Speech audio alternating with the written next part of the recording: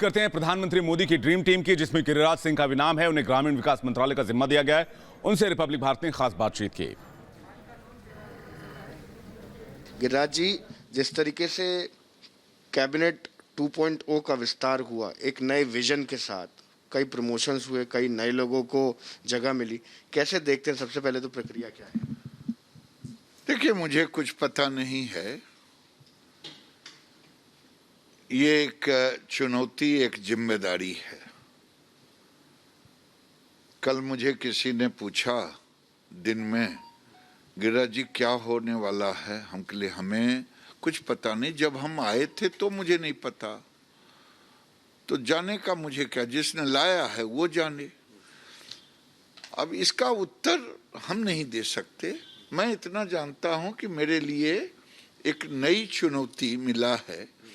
जब हम सांसद बन के 2014 में आए तो पहले एमएसएमई की चुनौती मुझे मिला काम। उसके बाद मुझे दूसरी बार में एनिमल हस्बेंड्री, फिशरी का, डेयरी का मिला।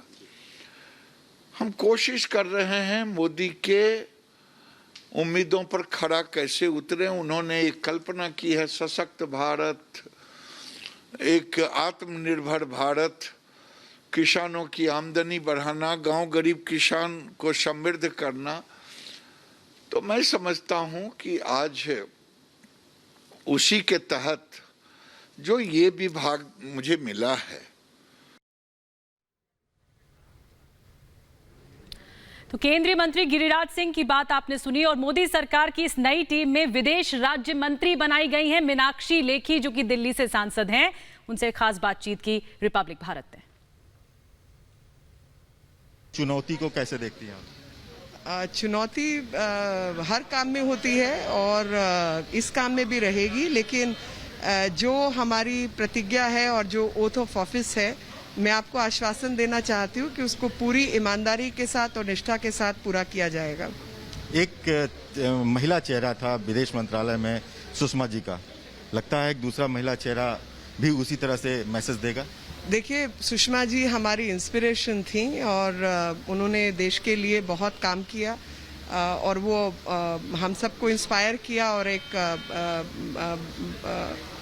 सबको उनकी लीडरशिप के बारे में ज्ञान है। और दूसरा, अभी जो हमारे एक्सटर्नल अफेयर्स मिनिस्टर हैं एस जयशंकर, मेरे सीनियर हैं, और मुझे पूरा भरोसा है कि उनसे मुझे सीखने को बहुत कुछ मिलेगा। और जहाँ तक विदेश मंत्रालय या भारत की संस्कृति का विषय है, वो प्रधानमंत्री जी खुद बहुत बारीकी से देखते हैं और प्रधानमंत्री जी का नेतृत्व और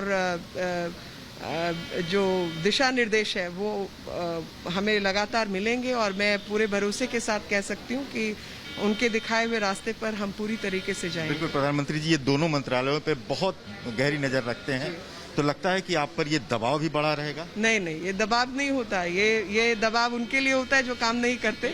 जो काम करना जानते हैं उनके लिए ये दबाव नहीं है, उनके लिए ये सीखने का मौका है। यूएन को लेकर जिस तरह से बात उठती थी, सुषमा जी की बात जो पूरे विश्व में फैलती थी, लगता है कि आप भी यूएन में पहुंचेंगे?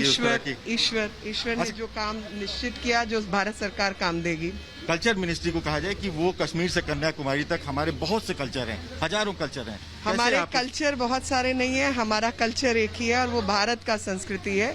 और भारत की संस्कृति जो है वो भारत की है और भारत ने पूरी दुनिया को बहुत सांस्कृतिक धरोहर दी है और उस धरोहर को आगे बढ़ाने का काम देश के भीतर और देश के बाहर जो है वो हम लोग अच्छे से करेंगे। एक दूसरे से पहचान, कश्मीर के कल्चर को नॉर्थ इंडिया से पहचान, एक तरह से उसको प्रमोट करने का जो बात को मामला है। प्रमोट नहीं, कल्चर एक ही है, लेकिन टूरिज्म की दृष्टि से भारतीय अपने राज्य से हटकर अन्य राज्यों में भी जाएं, आगे बढ़ें। और उसके अलावा जो भारत ने पूरी दुनिया को विज्ञान के क्षेत्र में, गणित के क्षेत्र में जो कुछ दिया है, उसकी रिकॉग्निशन भारत को भी मिले। और जो कुछ हमें बाहर से लाना है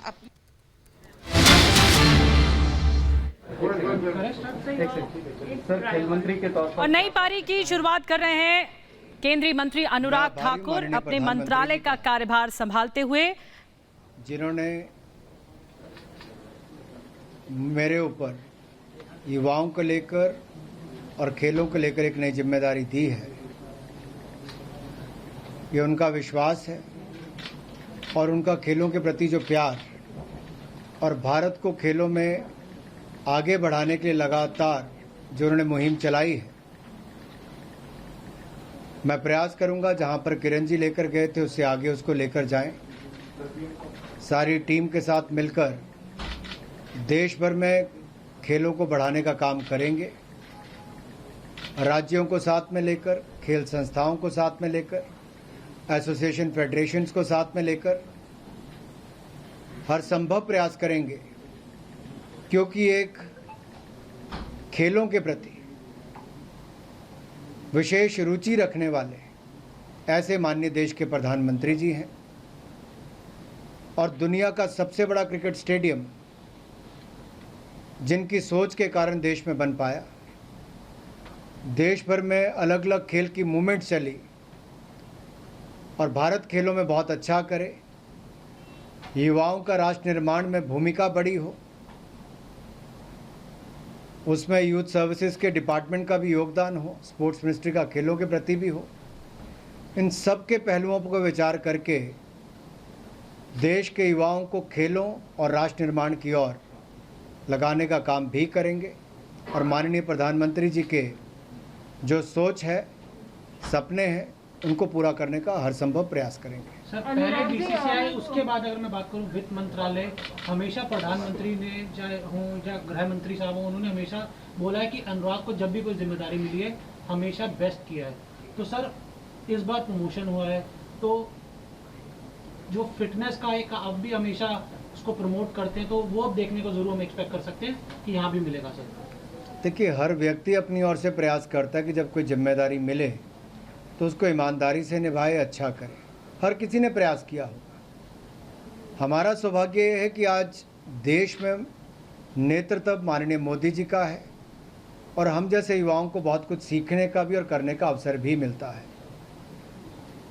आगे भी उनका मार्गदर्शन, आशीर्वाद मिलेगा और मुझे पूर्ण विश्वास है जो खेलों के क्षेत्र में युवाओं से जुड़ी हुई क्षेत्र हैं, उनके लिए जो भी करना होगा वो हम करेंगे। बहुत धन्यवाद।